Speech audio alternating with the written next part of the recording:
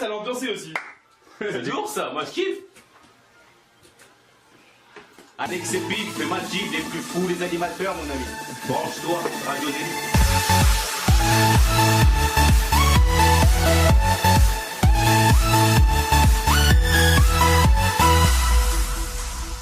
Vous écoutez Radio Zénith, on est dimanche 22 mai, c'est le débrief avec Alexis Pif comme chaque semaine. Il y a un petit problème technique au début d'émission, mais là c'est pas grave, on a un petit peu tout réglé.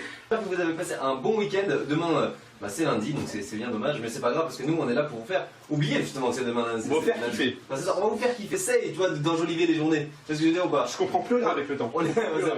Hier il fait beau, là il fait mauvais, je comprends plus rien. J'ai flippé hier quand il y avait l'orage. Ouais. J'ai vu dans ta vidéo que tu c'est ça, j'ai flippes des vidéo. orages. Non, allez, ça va, on commence pas, d'accord? Allez tous dans sa chaîne Pif sur la toile. Bah merci. Petite pub, voilà, petite pub. Aujourd'hui on a Souli avec nous, comment tu vas Souli? Ça va et toi, très bien. Bah ça va super, Souli, toi t'es un rappeur, C'est ça, yes. Tu fais, voilà, tu fais du rap, tout ça, genre tout ce qui est gangster et tout. Les grands mots d'outils. C'est ça, non mais bien sûr on parle de clichés, mais c'est pas. Justement, tu veux nous parler plus profondément, plus précisément, et justement au contraire, c'est pas vraiment ça, c'est plus un style d'écriture précis avec son univers. Avec des images dessus. On va voir l'interview en deuxième partie d'émission. Mais et donc aujourd'hui, cette semaine, il s'est passé pas mal de trucs dans l'actualité. Et hier soir, il y avait la finale de la Coupe de France de football PSG-OM 4-2 avec un doublé d'Ibrahimovic. Est-ce que vous avez vu Michael Youn, ce qui s'est passé avec Michael Youn? Non, j'ai pas vu. Il était en fait dans la tribune avec les ultras, il a commencé à éclater des fumigènes et tout, il s'est fait exclure et apparemment il a peut-être été banni de tout le Parc des Princes et du Stade de France. Et moi non, attends, j'ai juste une anecdote parce que hier je voulais regarder le match, tu vois, et au bout d'un moment je dis allez on met le match. Et en fait il y a ma belle-mère qui voulait regarder le téléfilm sur France 3, je sais plus ce que c'était. Et au bout d'un moment je dis allez s'il vous plaît on met le match. Et en plus ils ont même pas suivi le téléfilm, j'avais trop le seum. Et au bout d'un moment ils disent quoi? Il y a ma belle-mère qui dit tu sais que moi quand j'ai rencontré ton père, genre il y a 5 ans, tu vois, quand j'ai rencontré ton père j'ai dit si tu aimes le foot ça va pas pouvoir marcher, tu vois. Et après elle m'a dit si tu mets le foot ce soir je quitte ton père. Et moi j'ai une autre anecdote, il y avait mon voisin qui était pourri, il était pour Marseille et pour Paris en même temps. Ça c'était n'importe quoi. Mais tu m'as raconté tout à l'heure qu'à chaque fois qu'il marquait un but il était content, tu vois. C'était un malade, c'est même quand il marquait pas de but, il y avait une touche, le mec. Ils étaient chauds, tu vois, ils avaient un projet précis, tu vois ce que je veux dire ou pas? Et je crois qu'ils en ont donné à des personnes des midi. Ah, tu vois, ça c'est un beau geste, c'est un beau truc, vraiment. Surtout pour des Italiens. Dans 3 minutes, on aura les 2 news de Magic et on aura un jeu Punchline avec notre invité Souli juste après le tube d'Ariana Grande. Elle a sorti son album hier et elle est célibataire. Moi, ça me fait, je suis super content. Voici d'être en featuring avec Lil Wayne. Comme par hasard. C'était le tout dernier Ariana Grande, donc Let Me Love You. Je voulais vous dire que Majid nous annonce quoi? Vas-y, donc dis-nous c'est ton. Ah bah alors je l'annonce moi-même. Il y a un hashtag qui est écrit si jamais vous voulez réagir à l'émission sur Twitter. Bien sûr, le compte Twitter c'est @le débrief radio. Et le hashtag pour faire simple c'est aussi hashtag le débrief radio. Et on a un petit jeu à faire en rapport avec le rap, ça s'appelle le Punchline pas Punchline. Okay. Tu vas devoir dire de quel rappeur c'est. Ok. Alors la première punchline c'est j'ai connu des trucs qu'une gomme ne pourrait pas effacer.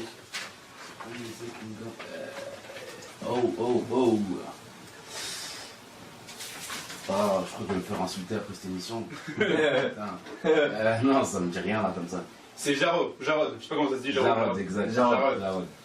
J'ai une autre punchline, c'est je ne veux pas que ma présence se remarque, mais que mon absence se ressente. Oula, alors ça me dit quelque chose, mais tu sais, ma mémoire. Ma mémoire n'est plus tout à fait apte. Non, aucune idée. T'as aucune idée? C'est Black Kent. Ah, j'ai très peu écouté malheureusement. Faut écouter. Pour la prochaine, moi je peux te le faire avec le flow si tu veux. Vas-y, fais-le. Tu vois mon flow un peu? Balance. C'est ça, dans mon miroir. Ah putain, dans mon miroir, je vois mes défaites, mais j'aime voir ma réussite. Qu'est-ce que c'est la reflète ton échec? Reflète Mais elle est connue en plus celle-là. Mais c'est hallucinant. On aurait dit le vrai Papabi là. Ah bah oui, ouais, c'est le Fababy qui bégaye, tu vois ce que je veux dire quoi? C'est le Fababy qui a des problèmes. J'ai lâché une pièce devant Shazam, il a reconnu ton son. Un bâtard. L'ex, il me semble, non? Ouais, c'est ça.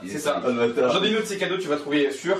Il y a eu les Oscars, il y a eu les Césars, et pour les très hauts rappeurs, je crois que je donnerais les Solars. Oh, grand monsieur. Aïe aïe aïe. Grand monsieur. Ah, Booba, Jules. Même si c'est là. Moi j'ai une petite question à te poser, quelle est ta meilleure punchline et pourquoi? Quelle est ma Enfin, meilleure ta punchline préférée plutôt. Ouais, celle que tu préfères. tu le montes, t'ouvres tes bras, c'est parce qu'il faut des essais. C'est de qui ça? C'est de Maître Gims dans l'intro de l'école des points vitaux de la section d'assaut.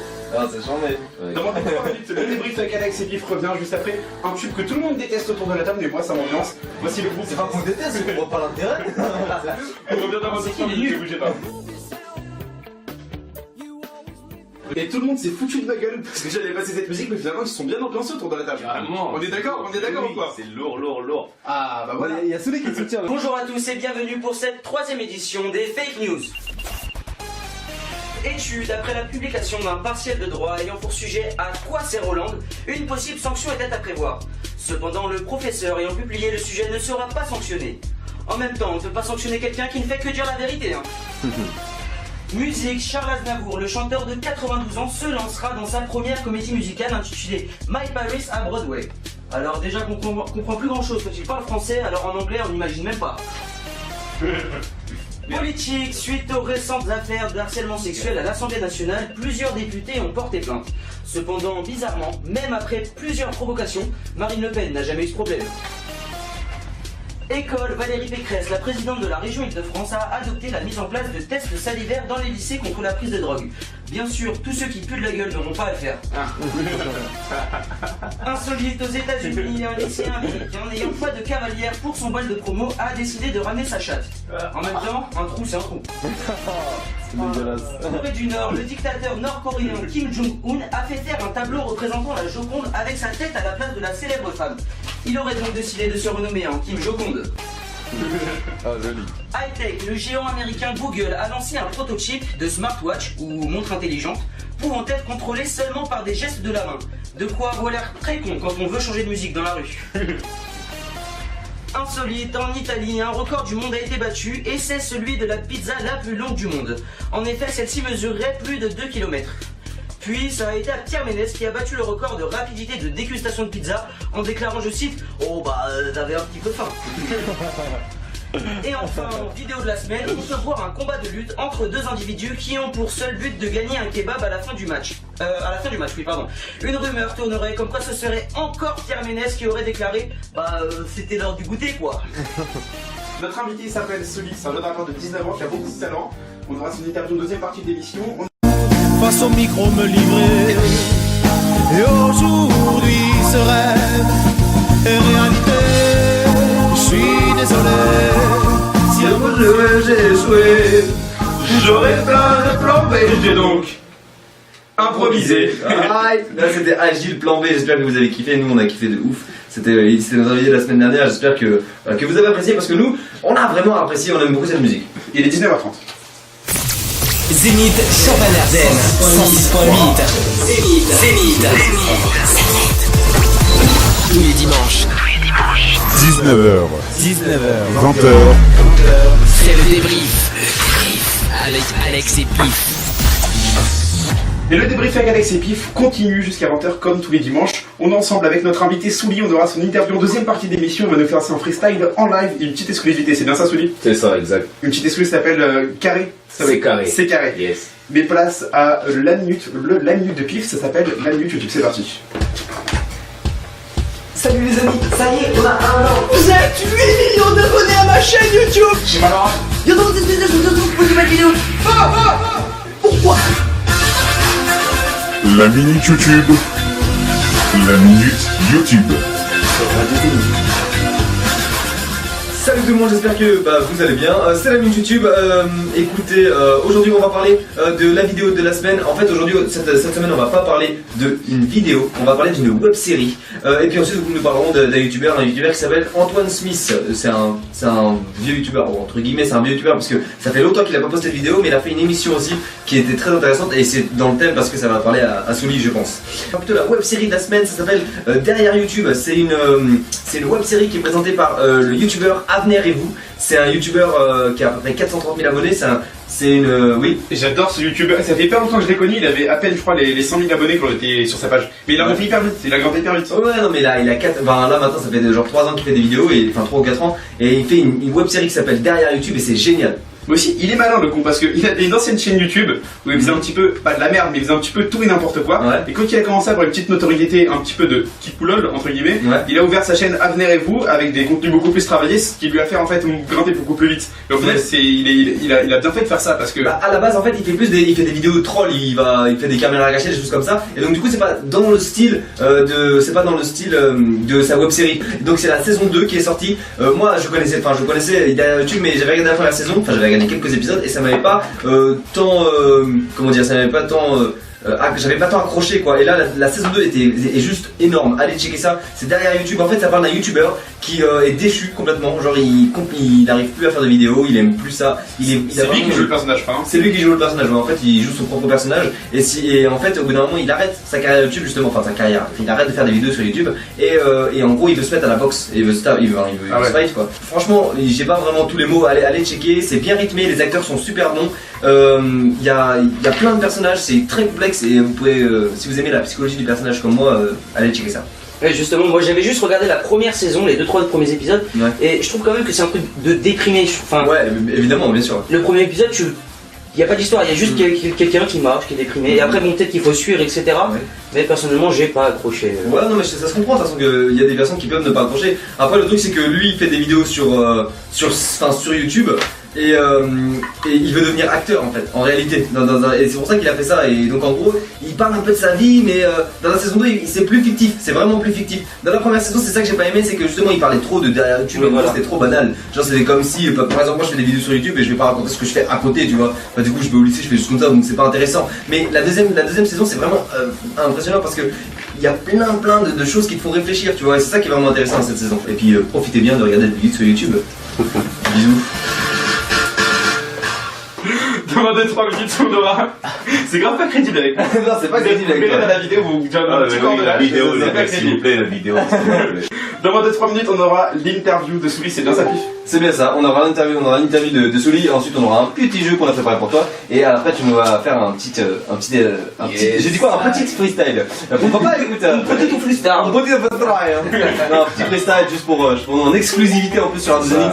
Eh bah c'est cool, c'est vraiment sympa. Pour l'exclu, t'as vu? Pour une fois.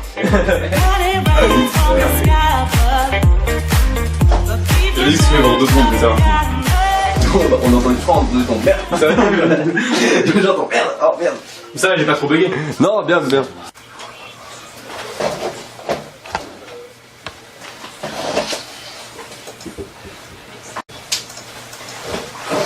Et c'est le moment de l'interview de notre invité Souli. Est-ce que tu peux un petit peu te présenter pour les auditeurs? Ok, alors moi c'est Souli, S-O-U-L-I. Je suis un jeune rappeur de Bobigny, j'ai 19 ans. Et la musique avant le business, tout simplement. La musique, c'est ma passion. La musique avant le business, c'est une jolie phrase, quand même. Ouais. Ça t'est venu comment cette passion? Ça m'est venu comment? Depuis tout petit, j'ai toujours aimé la musique. Hein. J'ai eu la chance d'avoir des parents qui écoutaient beaucoup de musique. Mon père qui était un grand fan de jazz, enfin, qui l'est toujours d'ailleurs. Et du coup, j'ai baigné dans la musique. J'ai commencé par faire de la batterie. Et j'écoutais pas du tout de rap français, que du rap carré, parce que je faisais comme mon grand frère hein, quand on est petit. Et après, j'ai commencé à découvrir les rap contenders, là, l'univers de clasher, de pouvoir faire passer des messages pas mal à travers l'écriture. Et je me suis dit, putain, rap français, c'est pas mal en fait, c'est cool. Et après, je me suis dit, pourquoi moi? J'ai commencé à gratter par-ci par-là, j'ai commencé à prendre un peu d'assurance, à montrer aux autres. Et voilà quoi, on est venu ici. Ok. Depuis quand tu fais de la musique du coup? Depuis quand je fais de la musique, alors là, j'ai commencé la batterie quand j'étais en CM2. Ah, t'es batteur? Ouais. Ça, moi aussi, j'ai fait 6 ans de batterie. Ah, Tu fais quel style? Moi j'ai fait 50 piano, ok? J'ai fait de la flûte en 6ème. Un peu de tout, j'aime bien la pop rock, jazz c'est plus compliqué mais j'aime beaucoup aussi. J'essaye de faire un peu de tout, je reste pas bloqué sur un style. Ok, c'est toujours le jazz, hein. Ouais, carrément, trop dur, mais... J'ai abandonné, j'ai fait une fois du jazz en batterie, j'ai abandonné. J'ai repris les classiques. C'est vrai. Et justement, tu fais de la musique, mais est-ce que tu veux en faire ta carrière? Alors là, la musique avant le business, c'est exactement ça. Pour moi, je pense que pour nous tous même, vivre de sa passion, c'est un rêve, clairement. On aimerait tous se lever le matin, faire notre passion et dire c'est bon, je suis payé pour ça, la vie elle est belle, tu vois. Après, je fais pas ça pour en vivre. Je fais ça parce que je kiffe ça et que je fais rentrer des gens dans ma bulle, tu vois. D'accord, et si... Pardon, ouais. Non, je t'en prie. Non, et justement, donc t'as envie d'en vivre quand même, mais si quelqu'un vient, par exemple Universal, te dit on te propose 1 million d'euros, etc., sauf que on va te formater. tu fais de la télé, tu fais de la radio, tu fais etc. Mais t'es formaté, tu dois t'habiller de telle manière, parler de telle manière, etc. Ah, que vous allez se faire foutre. Désolé pour mon non, je suis pas comme ça du tout. Enfin, moi, mon rap, c'est ma vie. Je te parle de ce que je connais. Si je connais pas, je la ferme, tu vois. C'est aussi simple que ça. Donc, je peux pas m'embarquer dans un truc où je connais pas. On me dit, tu dois faire ci, cela, et je sais pas, tu vois, si ça me plaît pas. Non, c'est mort, c'est pas possible. Et qu'est-ce que tu penses de ta. Enfin, qu'est-ce que tu penses. Comment tu. Enfin, qu'est-ce que la musique, ta musique en tout cas, représente pour toi? Qu'est-ce que ma musique représente? Ma vie, parce que ouais, comme je te l'ai dit, je te parle de ma vie dans mes textes. Je parle pas de choses. Bon, après, des fois, tu peux donner, voilà, tu peux être plus agressif que dans certains sons, plus doux dans un autre, mais vraiment, je tiens vraiment à parler de ma vie. En vrai, de vrai, ouais, ça représente ma vie, voilà, comment je vis avec mes potes, comment j'écris, comment je dors, comment, tu vois, c'est ça mon rap, c'est ça ma musique. Et qu'est-ce que tu penses qu'est-ce que tu penses de l'image du rap aujourd'hui en France? Ouais, l'image du rap. Elle est pas mal dénigrée malheureusement, je trouve qu'on met pas mal les faux en avant, tandis qu'il y a des vrais qui sont vraiment super bons qui sont pas du tout mis en avant, je trouve ça vraiment dommage. Après, il y a pas mal de rappeurs qui innovent, hein. Je parle de, je sais pas, par exemple PNL, c'est un nouveau style de rap que moi personnellement j'apprécie beaucoup. Et je pensais pas que j'écouterais ça un jour, parce qu'il y en a qui innovent, qui perfectionnent le truc, qui arrivent à créer un nouveau truc et j'aime beaucoup, mais en soi, je trouve que ouais, il y a pas mal de mauvais rappeurs qui sont exposés, je trouve ça dommage. PNL, ils ont créé leur truc, ils font du PNL. Exactement, c'est c'est ça. C'est ça qui est bien. Après ouais, c'est pas mal inspiré du rap américain, mais ils ont pris à leur sauce, donc moi je le rends pas personnellement. Mais par exemple PNL qui lance un style de musique, si tu vois 2 semaines après Jaja et Jinaz qui sortent exactement le même style de musique, tu penses pas que ça sera justement la nouvelle vague qui va continuer et qu'à force ça deviendra saoulant quoi? Ouais, la même chose. Mais moi je trouve que ce qui est important c'est de ramener ton truc à toi dans la musique. C'est que même si tu t'inspires, parce que le rap français s'inspire du rap carré, ça on va pas se mentir, voilà, ça descend là. Même si tu t'inspires du rap carré, rapporte ton truc, mets ta sauce à toi, mets ton petit goût. Et là, si tu peux créer du plus, de toute façon les gens ils aiment le plus. Donc si toi t'aimes et que tu fais kiffer les gens, c'est bon, t'as tout gagné, tu vois. Après si tu fais du plagiat, ouais, moi j'en vois pas intérêt personnellement. D'accord. Ok, dans 2 minutes on aura un petit jeu à te faire. Ça s'appelle J'écoute pas, mais avant ça j'ai quelques petites questions. Oui. Comment tu le prendrais si on te dit que ta musique nous fait penser avec eux? Bah je vais pas te mentir, on me le dit souvent, je fais pas ça consciemment, je sais pas, j'écoute du Nekfeu et puis après je dis oh je dois faire ci, puisque Nekfeu c'est un rappeur français que j'écoute depuis le début vraiment, et toute son équipe, hein, c'est un peu cette équipe là qui a commencé à me faire kiffer, à me faire... L'entourage? Exactement, tout ce qui est l'entourage, Escrew et tout ça, c'est-à-dire 2 groupes ils sont arrivés, tous avec le même délire, avec un nouveau flow, des nouveaux trucs à dire. J'ai grave apprécié. Et là, Nekfeu, j'attendais son album solo depuis un petit bail, il a sorti, il a mis tout le monde d'accord. J'aime beaucoup Nekfeu. Après, je lui reproche un petit peu qu'il soit pas authentique et ça me saoule de dire ouais, tu fais comme un tel parce que j'ai pas envie de faire comme un tel, tu vois, j'ai envie de faire ma musique à moi. Après, bah voilà, peut-être que je m'en inspire inconsciemment, ça me m'étonnerait pas parce que je l'écoute pas mal, tu vois. D'accord, j'ai une dernière question. Est-ce qu'il y a des gens de ta famille qui font de la musique? T'as baigné dedans ou c'est toi qui a un peu pris les rênes entre guillemets? Alors mon frère et ma soeur ils faisaient du piano quand ils étaient petits mais c'était rien de sérieux quoi. Mon père il a touché un peu à la guitare mais mes 2 parents c'est vraiment des grands fans de musique, ils sont tout le temps en train de voir des concerts à droite à gauche. Mon père tout le temps il me fait découvrir de nouveaux artistes que je connais pas tu vois. Et sinon qui sont vraiment dans la musique sérieusement non, je suis le seul on va dire. Ok, c'est déjà la fin de l'interview, on va passer à ton